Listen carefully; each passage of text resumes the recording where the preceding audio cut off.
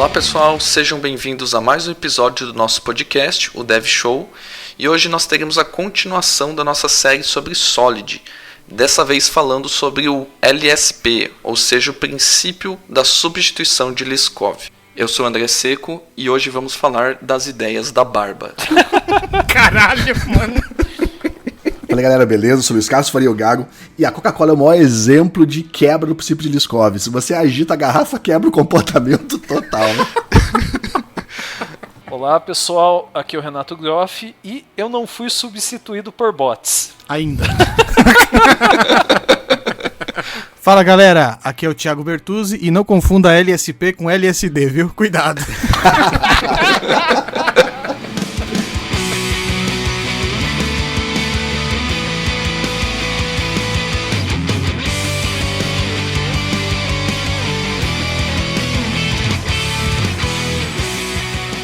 Muito bem, pessoal. Começando aqui nosso papo, gostaria de lembrar vocês que estão ouvindo esse episódio que nós já lançamos 2 outros episódios falando de Solid, sobre o SRP e sobre o OCP. Então, para quem não viu, a gente recomenda escutar antes esses episódios para ter um overview geral do que a gente vai falar aqui hoje também. Isso aí. Bom, pessoal, então na literatura o que a gente encontra sobre o LSP, né? A definição do LSP é que uma classe derivada deve poder ser substituída por sua classe base. Em outras literaturas a gente encontra o contrário, que uma classe base deve poder ser substituída pela sua classe derivada. Inclusive é uma coisa que a gente estava comentando antes de iniciar a gravação aqui, e o Luiz comentou, né, que é um princípio que é bidirecional, né? Exatamente. E o exemplo que eu dei na piada é o exemplo da Coca-Cola. A garrafa, que seria uma garrafa de água, antes de existir a Coca-Cola, você não existia uma pré-condição nova, que é se agitar, ela muda de comportamento, se não agitar, tem que tomar cuidado na hora de abrir. Isso, o teu comportamento com a garrafa é só abrir e usar. Quando você usa um outro elemento, por exemplo a Coca-Cola, se você agitar, você tem um comportamento diferente, e isso causa uma pós-condição que ela vai estourar. Então, o seu consumo com a interação com aquela coisa passa a ser diferente quando você implementa quebrando o princípio de Liskov. Se houvesse o princípio de Liskov na garrafa de Coca, agitar não faria diferença, nem pré e nem durante o consumo. Eu acho que o princípio de Liskov, né, só dando um background pro pessoal, foi criado pela Barbara Liskov, né? E ele diz muito sobre como você manter a consistência nas suas abstrações. Então, como o Luiz falou, algo foi desenhado de uma forma e todas as derivações desse objeto, no caso dessa classe, elas devem ter uma consistência na implementação dessas funcionalidades. Para que quando você queira utilizar, por exemplo, a classe base ou a classe derivada no lugar uma da outra, esse comportamento não seja inesperado, não aconteça nenhum tipo de exceção, algum problema ou algum retorno que não faz o menor sentido. Bom, ponto importante para falar é lembrar quem é Barbara Liskov, né? Barbara Liskov hoje tem 80 anos e uma das coisas importantes da carreira dela, ela, além de participar da fundação da criação da orientação a objeto, ela recebeu em 2008 o prêmio Turing sobre o trabalho na concepção de linguagens de programação e de metodologias de software que levaram ao desenvolvimento da programação orientada a objetos. E um ponto muito importante é que ela é a primeira mulher PhD em ciência da computação nos Estados Unidos. Isso também foi um feito alcunhado por ela. Inclusive recebeu o prêmio do MIT, tô vendo na Wikipedia aqui os dados dela. Cara, é um currículo invejável, viu? Sim, assim, muitas vezes a gente fala de pioneiros, precursores, né? Geralmente homens, né? Mas mostra aí que ela conseguiu um grande destaque na área, né? E pelos prêmios que ela conseguiu, o prêmio Turing, que é praticamente um Nobel na área da computação, mostra a relevância do trabalho dela, né? E muitas vezes a gente, indiretamente, né, esses precursores, pioneiros, a gente está se amparando em cima do trabalho deles para fazer coisas cotidianas. Exatamente, que maneiro, né?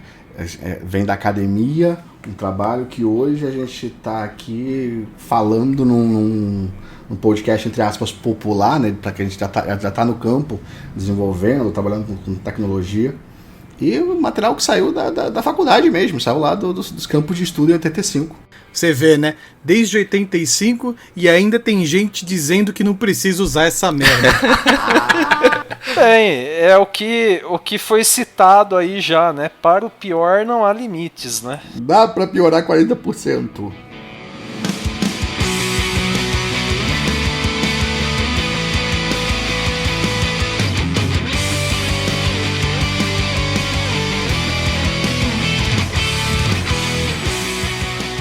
Como a gente tá falando do princípio de a ideia do filho poder ser substituído pelo pai, né? Na ideia de uma classe base, tem dentre muitas regrinhas que a gente tem que se preocupar, uma delas é o que o próprio André falou, que olha, não pode vir uma exceção inesperada na ideia da classe filho.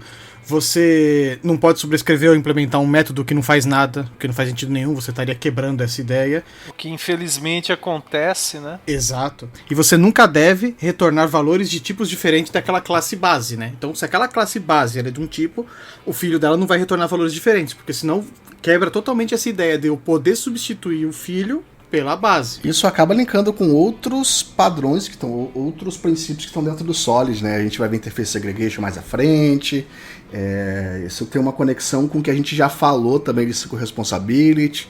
Então a gente consegue linkar, por isso que Solid é empacotado como uma coisa só, como 5 princípios que a gente traz uma coisa única.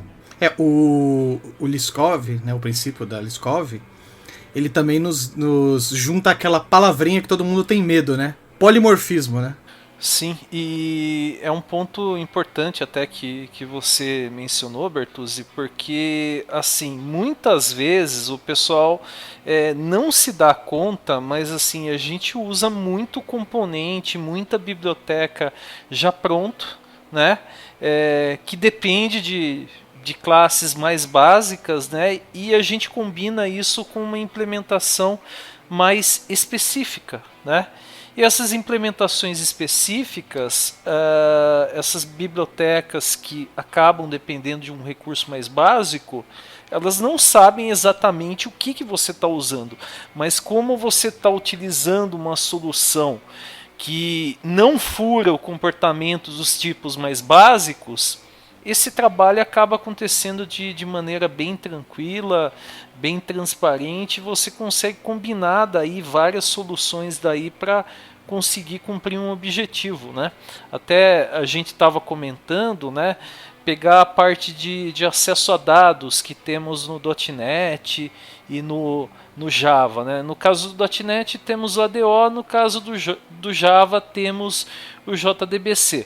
A gente tem soluções que foram desenvolvidas em cima do ADO, por exemplo, assim como do JDBC, né? No caso do ADO temos aí Entity Framework, NHibernate, Dapper e assim por diante. E além disso, né, o ADO tem as implementações para cada tipo de banco de dados relacional aí que são mais utilizados no mercado, né? Então não significa, por exemplo, eu vou usar o Dapper, eu estava usando SQL e vou usar Postgres agora. Tem alguma grande diferença? Na prática, não, né? Se você está trabalhando dentro da normalidade, sim, sair criando implementações específicas e furando aí algum comportamento que é considerado padrão, é uma mudança bem transparente que acaba acontecendo, né? No caso do banco, só mudaria se você estivesse usando coisas específicas do TSQL e do PLSQL, né? Como é que chama? Palavras reservadas próprias de cada uma das linguagens, do geral. É isso. Se você pegar o NHibernate, por exemplo, você tem a infraestrutura que abstrai a linguagem. Então, você implementa a linguagem também, entendeu? Não, mas eu digo no caso do Dapper, né? Mas aí é o string. Não muda. O comportamento é o mesmo. Sim, o Dapper é mais básico, mas assim, o Dapper para ele na prática, por baixo dos panos, ele vai estar usando o connection vai estar se baseando no connection do ADO. Claro que você vai estar usando um SQL connection, você vai estar usando um MySQL connection, assim por diante. Mas assim, as funcionalidades básicas do Dapper esperam uma implementação de DB Connection, né? Então, como essas implementações específicas não furam os comportamentos básicos que o Dapper espera, você trabalha normalmente com ele. Exatamente. Ah, sim. O que eu quis dizer, talvez não tenha me expressado direito, no caso de, vamos imaginar assim, não está utilizando o princípio correto de uma injeção de dependência de tipos diferentes para banco. Vou dar um exemplo. A gente tem um sistema que trabalha com Oracle, um sistema que trabalha com SQL. E na mesma classe, você tem um repositório para trabalhar com qualquer banco independente sem considerar tipos específicos de cada banco. Um exemplo, o Oracle você tem que trabalhar com a sequence dele. E o SQL você já trabalha com a ideia do ident dele, fazer esse gerenciamento. Então, se você trabalha direito com o seu código todo separado, certinho, você tem repositórios específicos para cada um desses bancos com comandos específicos. Estou considerando assim, sem utilizar a entity, framework, desse tipo. Boa. Que é uma das coisas que, inclusive, é uma das dicas que se dá para se você quer garantir que você não está violando o Liskov, por exemplo. Injeção de dependência é uma das coisas que você vai mais usar. E como o Luiz falou, o Interface Segregation, né, que é o próximo que a gente vai falar no próximo episódio, e o que a gente falou no episódio anterior, que é o princípio do Open Closed, né? São esses caras que eles te ajudam a garantir que você não vai violar o Liskov, né? O Solid como um todo, os princípios se conectam muito bem. Então, quando você vai falando de vai aprendendo sobre um princípio, você vai vendo que o próximo ou o anterior, eles se conectam muito bem. E isso não é, vamos dizer assim, não é por mágica, tá? É porque todos têm um background da orientação a objeto, de boas práticas que fazem com que eles se conectem dessa forma. Um outro ponto que eu acho bem bacana do LSP é que indiretamente ele te ajuda a você determinar o que são métodos que devem estar na classe base. Óbvio que você tem outros princípios que te ajudam nisso, mas um grande indicativo que você tem uma modelagem errada das suas heranças é quando você tem uma classe derivada e você chega naquele momento de implementar ela nessa classe derivada e você chega à conclusão que não tem o que retornar, vai ter que retornar uma exceção de não implementação daquela feature, né? E aí você percebe que talvez a tua classe base esteja com um método que é um tanto quanto específico.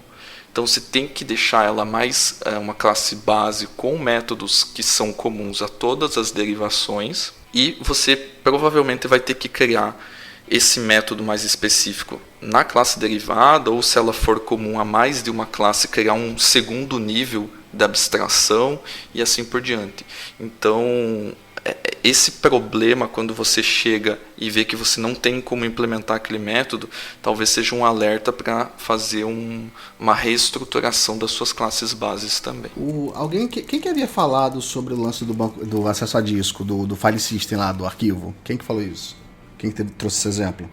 Não, a gente estava comentando, né? Eu achei um exemplo interessante na internet, né? De uma classe de manipulação de arquivos, né? Então você tinha vários tipos de arquivos sendo manipulados, né? Claro, cada um com seus formatos, especificidades, né? Olha, saiu aí, hein?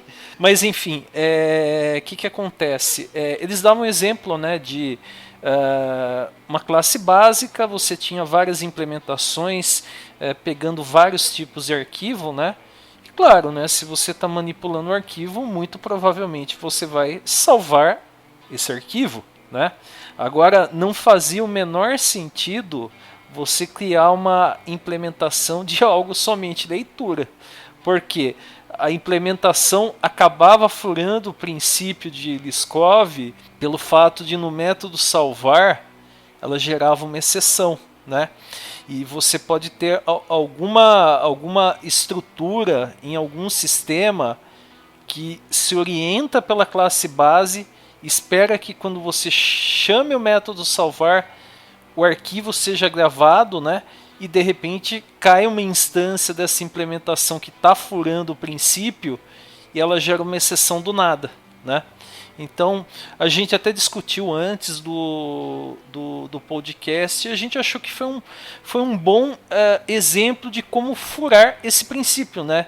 De você mudar aleatoriamente um comportamento e aquilo de repente quebrar alguma implementação que dependa daquela estrutura, né? Isso aí. Uma parte bacana, assim, olhando pro ADO.NET, e é uma implementação que eu hoje olho para ela e vejo Solid em tudo. Você pega, por exemplo, o connection é só connection, respeito ao single responsibility, command, parameter, data reader. E aí quando você vai falar em Liskov, você vê a implementação de IDB connection, que é a interface que vai entregar quais são os comportamentos esperados. Você vê o DB connection, que é uma implementação base própria para te dar os principais mecanismos, e depois, debaixo delas, você tem implementando tanto a interface quanto a classe base, as implementações de SQL, MySQL, Oracle, e pior, para connection, para command, para parameter, para data reader, cada um deles tem a sua implementação e respeita a SQL responsibility, respeita Open Close, respeita Liskov, respeita Face Segregation, assim, a gente vê isso a rodo no ADO. Então eu acho um puta exemplo conseguir tornar claro essa visão com alguma coisa que tá no nosso dia a dia, que tá no nosso... que a gente come com farinha, né? Que tá ali perto do nosso ambiente. Por isso que a gente bate tanto na tecla quando a gente está explicando alguma coisa voltada à arquitetura, assim, até do feijão com arroz, da orientação objeto para as pessoas, vamos pensar na questão de abstrações, vamos pensar em interfaces, essa parte de que o pessoal fala em gestão de dependência, vamos tentar separar as coisas para facilitar, porque para muita gente, você chega num ponto e você fala, mas que frescura, eu saí criando interfaces de não sei o que lá, para não sei o que, para ter implementação, quando você põe os princípios do Solid, no geral todos, principalmente o de Liskov dessa parte em cima, você vê a diferença que faz você fazer as abstrações corretas.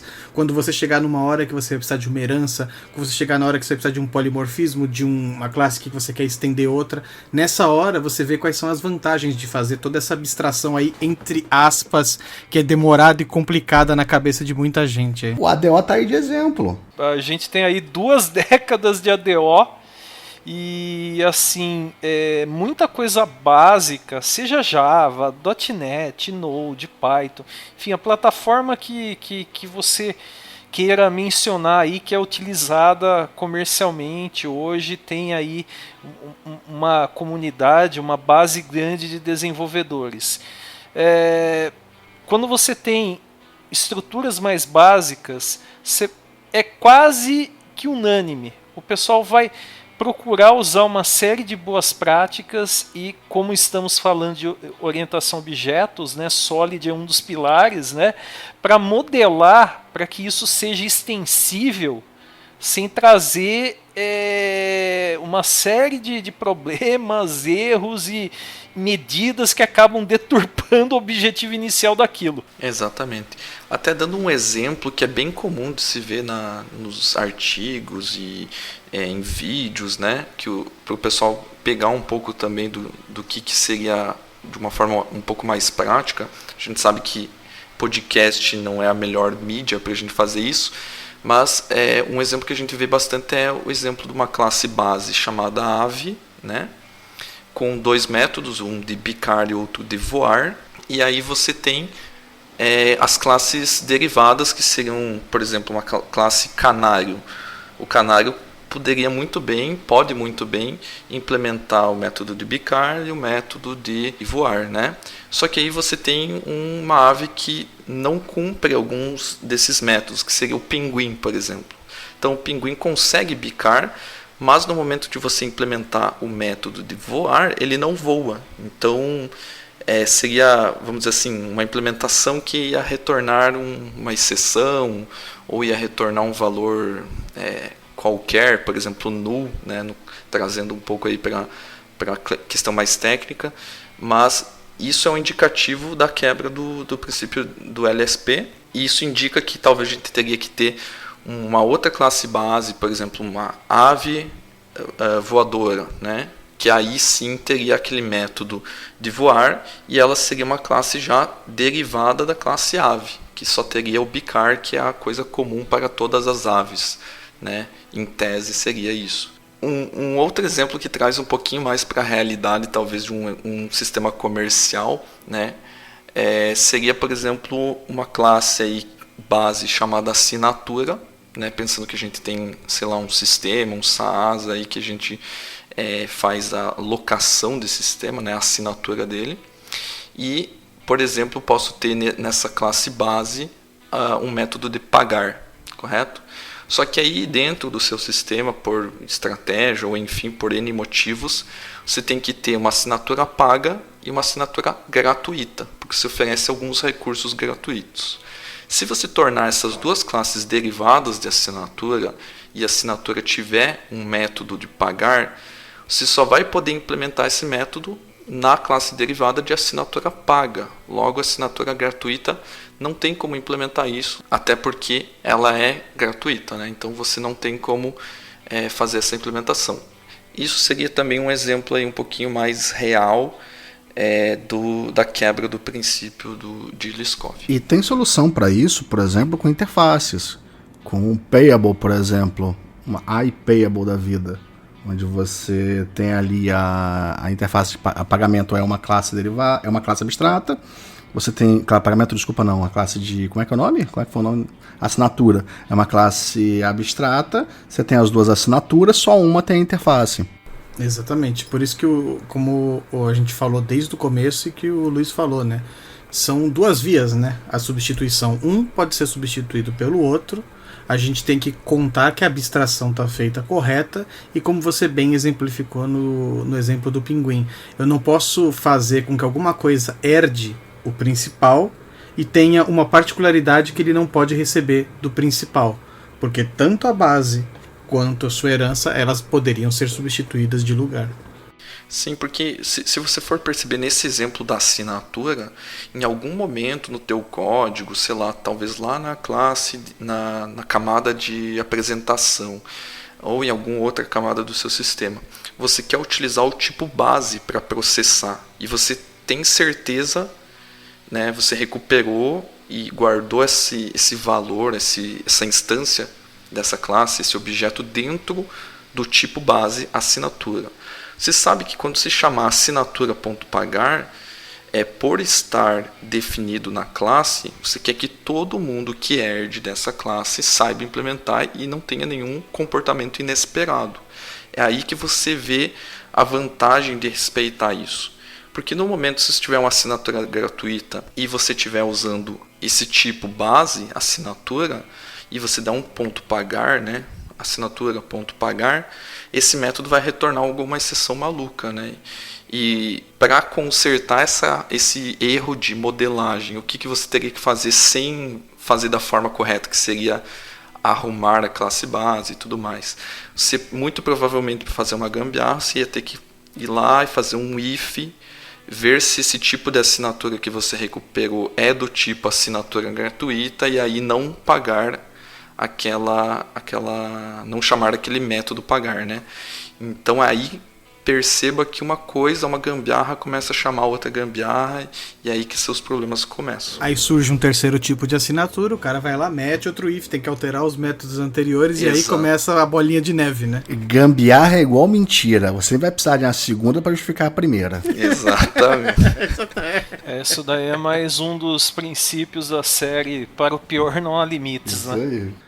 Para fechar, a gente pode dizer que Liskov não se aplica ao André, né? Porque ninguém quer herdar essa coisa de editar esse podcast dele.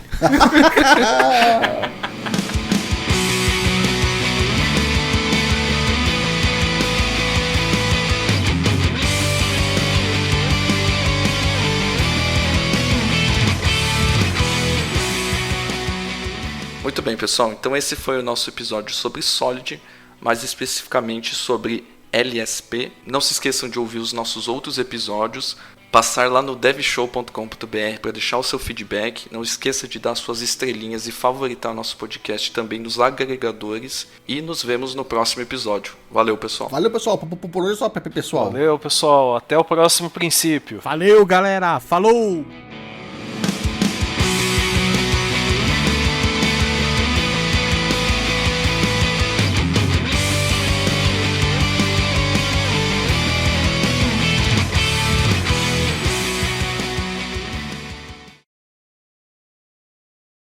Senhoras e senhores, gente, boa noite, sobre os casos. Olá. Que porra foi essa? Já segura esse trecho pro easter egg, se faltar. Com certeza vai ser, beleza.